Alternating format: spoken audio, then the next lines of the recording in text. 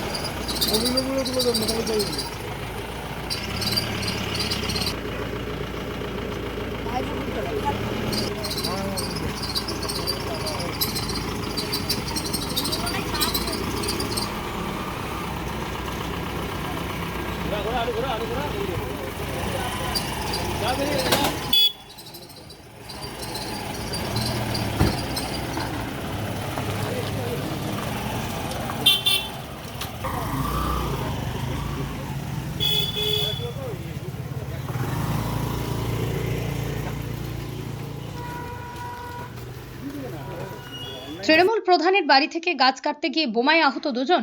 নদিয়ার চাকদহ থানার বিষ্ণুপুর হারিপুকুর এলাকার ঘটনা।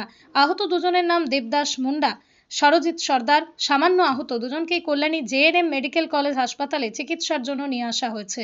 যার বাড়ির গাছ কাটতে গিয়ে বিপত্তি, তিনি দুবরা গ্রাম পঞ্চায়েতের প্রধান তৃণমূল। কি হয়েছে? গাছ কাটতে যায় বোমে উড়ে গেছে। কোন জায়গায়? বিষ্ণুপুর হারিপুকুর অন্নপূর্ণা বাড়ির প্রধানের বাড়িতে। ওরা টিএমসি দলের প্রধান। আর আপনারা? আমরা গাছ কাটালো। কখন হয়েছে ঘটনাটা? এই একটা 10-এ। কজন কাটছিলেন গাছ? এই 4 জনে কাটতেছিল। কজন আহত, কজন হয়েছে? 2 জন এই যাওয়া তো। 2 জন আহত, একটাই নষ্ট হয়েছে।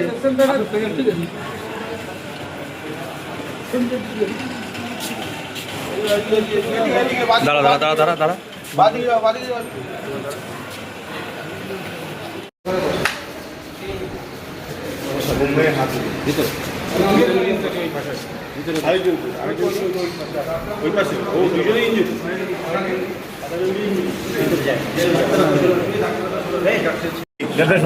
কি করে এইভাবে আহত হলেন?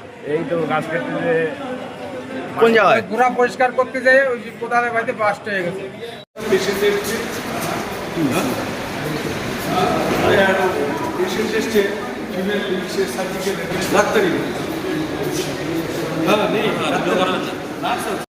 তো দুজন তো ঘটনা কোন জায়গাটা?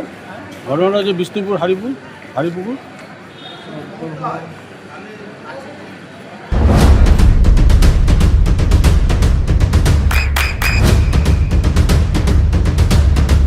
বৃষ্টিতে স্বস্তি।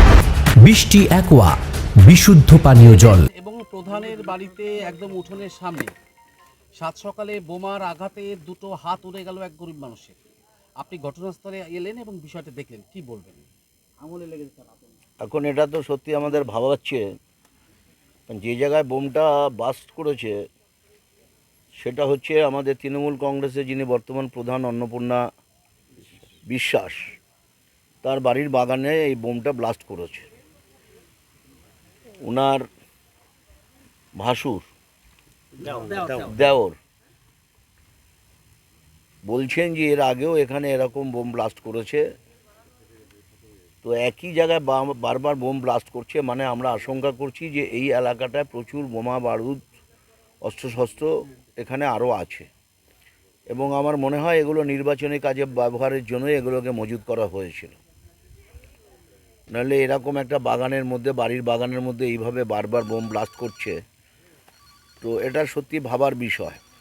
কোথা থেকে এখানে এলো, কিভাবে এলো, কবে থেকে এখানে মজুত করা আছে? আমি পুলিশের সঙ্গে এখনই কথা বলবো, আইসির সাথে, চাকদা আইসির সাথে। অবিলম্বে এগুলোকে খুঁজে বের করতে হবে।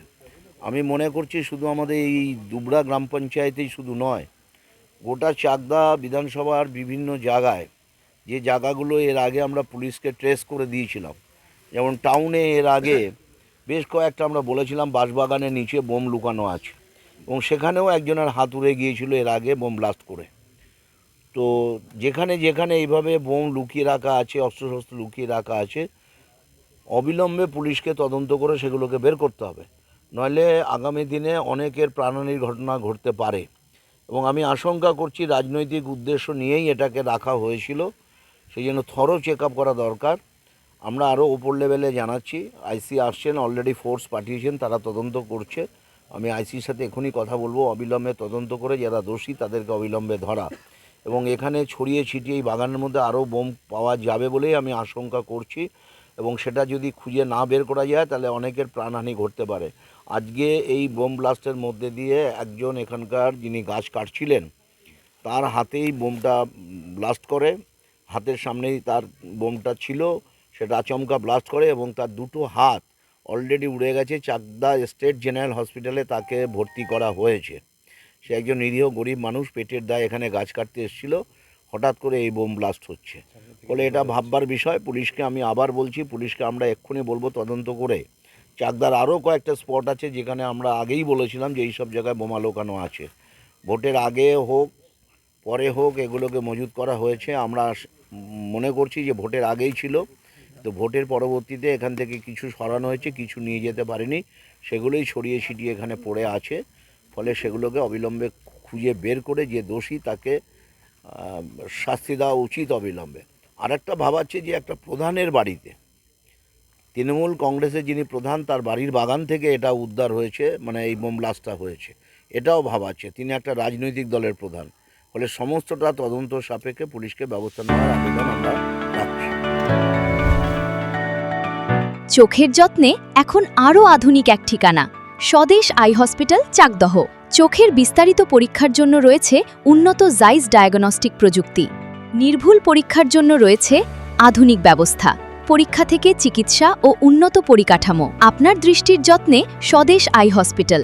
আমাদের ঠিকানা Sukhsagar road, Chakdaha, Nadia.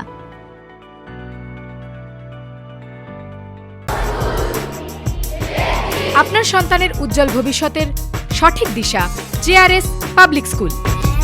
JRS public school, যেখানে শিক্ষা এবং আনন্দ একসাথে। JRS public school has an excellent team of teachers for the holistic development of your child. আপনার সন্তানের উজ্জ্বল ভবিষ্যতের একমাত্র ঠিকানা জেআরএস পাবলিক স্কুল। আপনি কোথায় ইনভেস্ট করবেন, কেন করবেন, বুঝতে পারছেন না তো? সঠিক গাইডলাইন পেতে আজই আসুন নদিয়ার চাকদাতে নিবেদিতা প্রাইভেট লিমিটেডে। Nivedita private limited, marketing and distribution service. Balcony বা সিঁড়ির রেলিং, মডিউলার কিচেন বা ড্রয়িং রুম, এক কথায় আপনার স্বপ্নের বাড়িকে করে তুলুন আরো সুন্দর। Chakdaha ply centre, gorgeous look বা কোয়ালিটি সবে 3 নম্বর 1 Chakdaha ply centre. Chakdaha ply centre, KBM, Chakdaha, Nadia. হোমওয়ার্কটা করেছো? হ্যাঁ স্যার। এ বাবা, ভুল করেছো কেন? চোখে কেমন ঝাপসা দেখছি, লিখতে আর পড়তে খুব সমস্যা হচ্ছে। চাকদার মডার্ন অপটিক্স থেকে ভালো চোখের ডাক্তার দেখিয়ে নাও। প্রতিদিন প্রকৃত চোখের ডাক্তার ও দৃষ্টি বিশেষজ্ঞ মডার্ন অপটিক্স, চাকদহে। চাকদা অ্যালুমিনিয়াম সেন্টার, প্লাই, কাঁচ, laminates, kitchen fittings, door lock, window ও অ্যালুমিনিয়ামের খুচরো ও পাইকারি বিক্রেতা। চাকদা অ্যালুমিনিয়াম সেন্টার, পূর্ব লালপুর 50 নম্বর রেলগেটের পাশে, চাকদা, নদিয়া। নদিয়া জেলার সবথেকে বড় বিল্ডার্স চাকদার মা মনসা বিল্ডার্স, রড ও সিমেন্টের পাইকারি ও খুচরো বিক্রেতা। মা মনসা বিল্ডার্স, পদ্মবিলা, চাকদা, নদিয়া। রুম রে মাত্র 1500 টাকা থেকে স্টার, খাওয়া দাওয়া রিজনেবল প্রাইস। নদিয়ার একমাত্র 3 স্টার ক্যাটাগরি হোটেল এনবি সোনার বাংলা হোটেল, কল্যাণী এইমসের ঠিক উল্টো দিকে, কল্যাণী, নদিয়া।